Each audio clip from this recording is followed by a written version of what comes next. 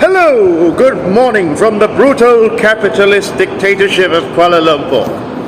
I hope you're having an amazing morning, because if you're having an amazing morning, I'm having an amazing morning, and if I'm having an amazing morning, you should be having an amazing morning. Today I'm doing my cardio, as usual, before my weights. Yes, get the unpleasant stuff out of the way first before we get to the fun stuff. Yes, today I would like to talk to you about the ex-Muslim to fascist pipeline. Are you ready? Let's go! Now, first of all, I have to clarify something. I'm not a Muslim, okay? I eat a lot of pork, drink a lot of alcohol, and live a very, very haram life. And the fact of the matter is that I have no intention of changing my ways. But having said that, not everyone in Malaysia is a Muslim, you toading ignoramuses, you New York nincompoops, you incarnate insult to the human species with your sum total of human knowledge equating to that of a 10-year-old child. Oh, you Americans ought to be tried at the International Criminal Court for not only butchering the English language, but also for butchering facts of the world. No, as a matter of fact, about 40% of people in Malaysia do not identify as Muslim, okay? It's quite a sizable community of Chinese like myself, I'm a Peranakan Chinese, as well as Indians who identify as Sikh or Hindu, okay? Right, so the fact of the matter is that I'm not a Muslim. But I have noticed, as I'm sure many of you have noticed as well, but have not got down to expressing this in words, that there's this eerie, disturbing trend of ex-Muslims, right, who live in Western countries, who have not simply denounced Islam. Now, I'm not a Muslim myself, and I would never convert to Islam or any other religion, but these ex-Muslims, people like Ridvan Ayamir or Aman Navabi, not only have denounced Islam, but have devoted themselves completely and utterly to Western imperialist causes, right? Not only have they denounced Islam, no, they've made themselves spokespersons of Western fascists and tools for genocidal imperialist regimes to carry out their murderous brutality against global South countries. And despite the fact that my sympathy lies with the Malay friends of mine who are forced into a religion they did not choose, who are forced into an identity they did not choose, you know, as a result of being Malay, you have to be Muslim, right? It's inherently tied with your race in Malaysia. As far as I am sympathetic for these people who did not choose to be Muslim, or I would also be sympathetic if anyone had been forced into Hinduism without their consent, I have nothing but absolute contempt for people who weaponize their trauma or who basically use their voice as a person from the global South in order to justify colonialism on the global South, right?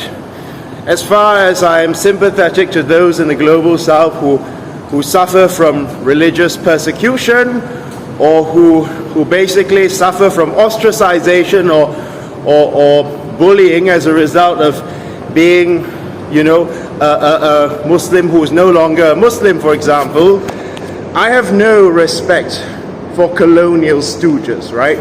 Especially since it was the Western countries that destabilized these regions and turned their societies austere and conservative in the first place, right? Either through installing far right-wing fundamentalist religious dictators like the House of Saud in Saudi Arabia, or by pushing people's material conditions, pushing down people's material conditions so much that they got radicalized, because You know what happens when you apply a class analysis to it, right? And you understand why people tend to become more religious, more austere, and more conservative when their material conditions are harsh, right?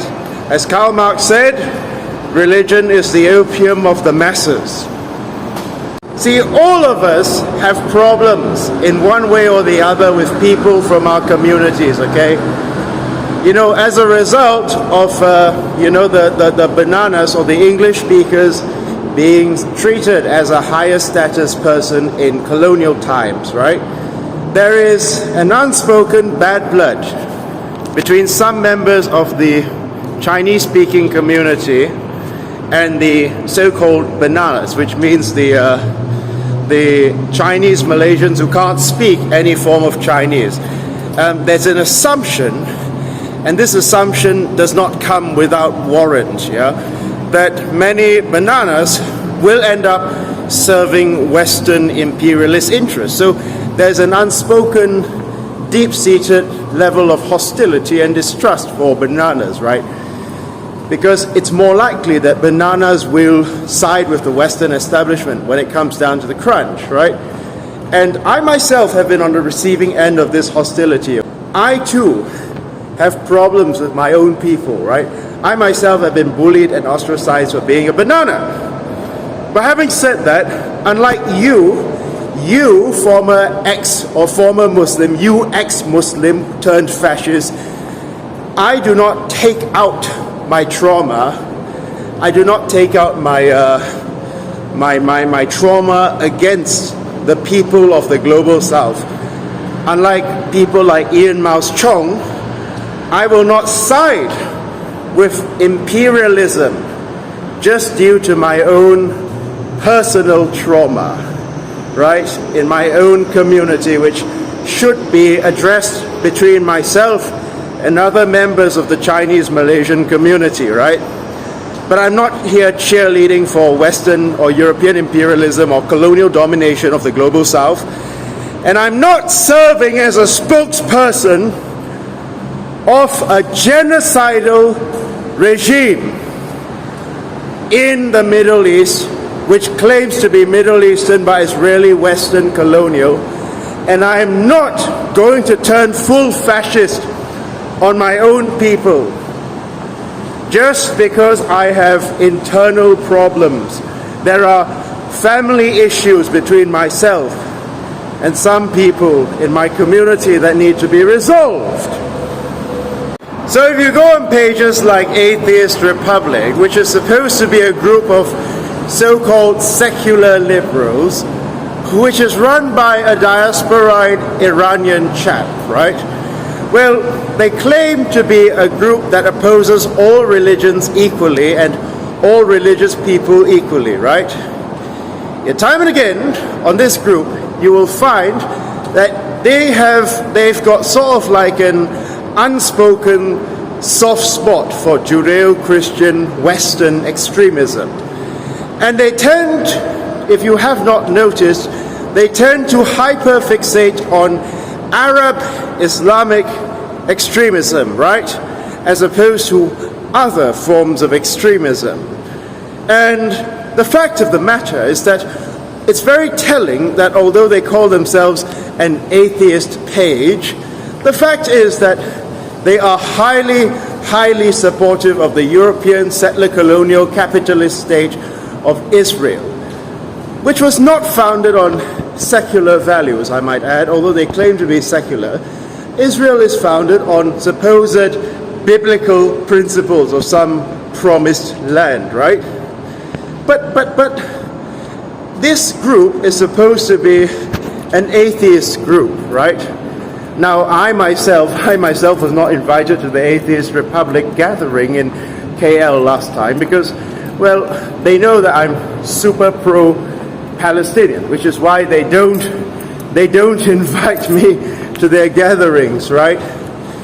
But the fact of the matter is that this group, like Bilma, is basically hiding behind the the moniker of being atheists who are critical of religion, but they have a very, very soft spot for Judeo-Christian extremism, right? Therefore, Atheist Republic is really a bunch of bloodthirsty neocons in disguise, right?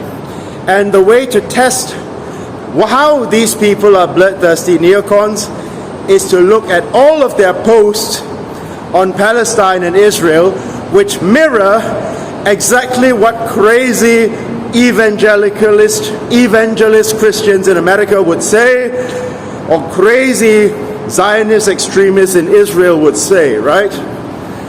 Basically, they pretend to be open and accepting anti-religious people, but as a matter of fact, they are quite all right with certain forms of religious extremism, especially if these forms of religious extremism serve colonialism, serve the white man's burden, right?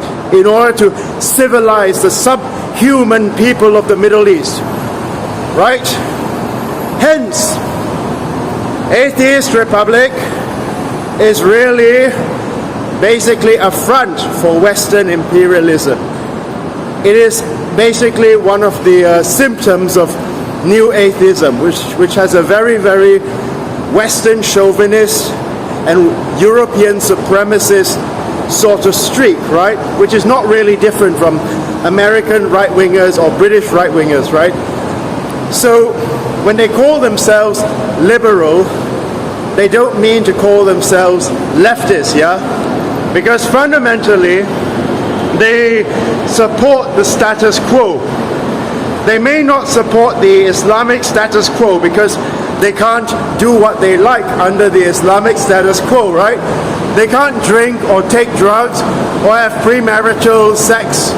But at the same time, they serve the Western imperialist status quo, which allows them to live comfortably like any other colonial stooge does, right? They are not anti-establishment. They have merely shifted from the Islamic Eastern establishment to the Judeo-Christian Western establishment, right? To the colonial imperialist establishment is what they have done. I mean, if you look at the sort of people on Atheist Republic, you'll find that it's mostly urbanized, bourgeois, white-collar ex-Muslims, basically, who claim to be anti-establishment and who call themselves liberals as some proof of that being something to back their claim up. But you'll find that these people, like Siti Qasim or Azli Rahman, are in fact very, very pro-Western imperialism. They are very, very pro-Western establishment, right? So they can't call themselves anti-establishment because they simply shifted from the Eastern Islamic establishment to the Western Judeo-Christian establishment. And they basically justify anything it does as in order to, because according to them, the Western establishment is simply doing it to civilize the natives, right? And I'll even posit that most of these people, like Amin Navabi, are bourgeois elite technocrats in their own society, right? The very same people who would have been colonial stooges in British times, right? The very same people who would have sold out their own people just because a couple of people from their own community irritated them, right? Yes, that is what we mean by a Western stooge, right? Or that is what we mean by a colonial stooge. A person who basically is enraged at people in his own community, right, for some reason or other, and who basically sides with the group that is oppressing the global South, just to spite his own community, right? I understand that many of these elite English-speaking bourgeois Malays, right, or Muslims in other countries, might feel alienated from the general masses because they don't fit the mold of what a good Muslim person should be, right? So they feel that they're being bullied and ostracized and alienated, right? And I understand that, they didn't choose to be Muslim or Malay or whatever, but basically what they're doing in serving imperialist interests, right, in basically cheerleading for a brutal genocidal regime. I haven't heard Siti Kasim, the so-called human rights defender, calling for a ceasefire. Not once. I've not heard a single time Siti Kasim ever condemning Israel. Right? You asked if I condemn Hamas. Like I said, I'm not a spokesman of Hamas, but yes, I think they're a bunch of nasty thugs, right? And Palestine would be much better without them. But in order to get rid of Hamas, you first have to end the occupation and end the brutal sieges of Gaza, and basically allow Palestinians, or not allow even, basically Palestinians have to have self-determination over their land, right? Not an ounce of that land should belong to Israel. Yes, I repeat this. Not an ounce of land should belong to Israel unless the Palestinian people say it does, right?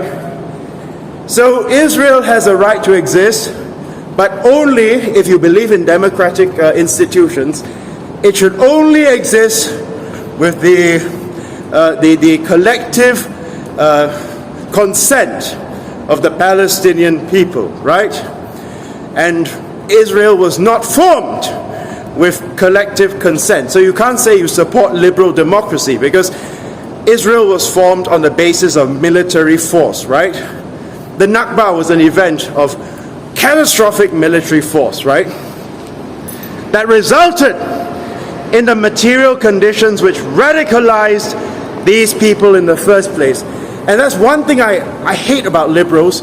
I really hate them. I'm a leftist, not a liberal. Is that they say the Palestinians have a culture problem. They need to fix their attitude and stop blaming others. Well, if I was living in a refugee camp, through no fault of my own, just for the crime of being Palestinian, and I was not allowed to go back to my ancestral home, but some white chap from New York gets to move to my ancestral home, well, guess what? I would probably have an attitude problem about that, right? Right? So yeah, the sheer and utter failure of liberals to apply a class analysis on Palestine and understand that Hamas is not a good party, but it arose from the material conditions of the people of Gaza and the West Bank and the occupied territories, right? It shows you just how out of touch these liberal ex-Muslims are with the general population of their people, right? To them, any group or any country that purportedly supports LGBT rights, which I'm also in favor of, right? Any country which purportedly supports LGBT rights and promotes women's rights, apparently, is a country that they will defend, even if that country is a genocidal, brutal, capitalist, imperialist power, right? So if Hitler, if they were living in 1930s Germany and Hitler was pro-LGBT and pro-women, he wasn't, but if he was, and the Jewish people were anti-LGBT as a whole, or on the whole, well, guess who they would be siding with, right? Yeah. Israel does not speak for the Jewish people, okay? And it treats people who goes against Israel very badly. Jewish people like Norman Finkelstein or Professor Weizmann, real Jewish people who speak out against this Zionist regime, which has nothing to do with Judaism, are being persecuted, arrested, and bullied for daring to speak out the truth. Isn't that anti-Semitic? But no, that's not how these liberals see it, because these bourgeois liberals don't view it through a class analysis lens. They look at it through an identity politics lens, right? So they see it like this. Israel is so progressive because, you know, you can be a man, woman, gay person, and you will have equal opportunity to murder Gazans who are, in their view, not mine, in their view, culturally backward and not worth keeping alive because they have a degenerate, you know, Islamic fundamentalist culture, right? That is how liberals view them. Even though not everyone in Gaza is a Muslim, you always see this argument being put forward that, you know, people in Gaza are all fundamentalist Islamic extremists, and that is how they manufacture consent for what the West is going to do to Gaza in order to create a second Nakba and expand their satellite state into Gaza, right? So no, although I really don't give a shit that you have got some trauma with your society. Well, I don't really give a shit that you have problems with your parents, and I don't give a shit that you're pro-LGBT, right? So am I. But I really don't give a shit about all these things. If you side with fascists, you are a fascist, right? It doesn't matter, you could be the gayest, most liberal-minded fascist in the world, but you're still a fascist, right? A colonial comprador. And if you're doing this, like some non-Muslims in Malaysia, siding with Israel just to spite the Malay Muslim establishment because they feel annoyed with the Malay Muslim establishment, right? And there are legitimate criticisms of Malaysian economic and social policies, right? Which need to be addressed, especially the race-based politics. You are going to die on a very bad hill if you side with Israel, an imperialist European settler colonial regime, just to spite the Malays, right? You are basically shooting yourself in the foot to spite the ground, yeah? And the implications are going to be horrible, horrible in the future because you are going to end up on the wrong side of history, and you deserve to be lambasted on social media. Anyone who supports Israel, yeah? I don't support Hamas, but anyone who supports the IDF, the Likud party of Israel, yeah, you deserve to be lambasted on social media. And I don't care. I'm a Malaysian Chinese, and I stand with the people of the Global South in their liberation against the boot heel of colonialism and imperialism. And the only way that you're going to fix the so-called cultural problems in these Global South societies is if we basically cast off the boot heel of imperialism, and everyone in these countries has self-determination, justice, and dignity, right? This is probably the biggest class struggle in our decade, yeah? Because it is clear, looking at this class struggle, the type of people who support Israel and the type of people who support Palestine, the fact of the matter is that this is the biggest class struggle of our decade, right? So let's set aside our identity politics and our tribalism for a moment. Let's forget that people we may not necessarily like are on the side of Palestine, right? And let's all stand against imperialism, against the unipolar world, and in support of the multipolar world that is no longer under Western dominance. Thank you. Have a wonderful day.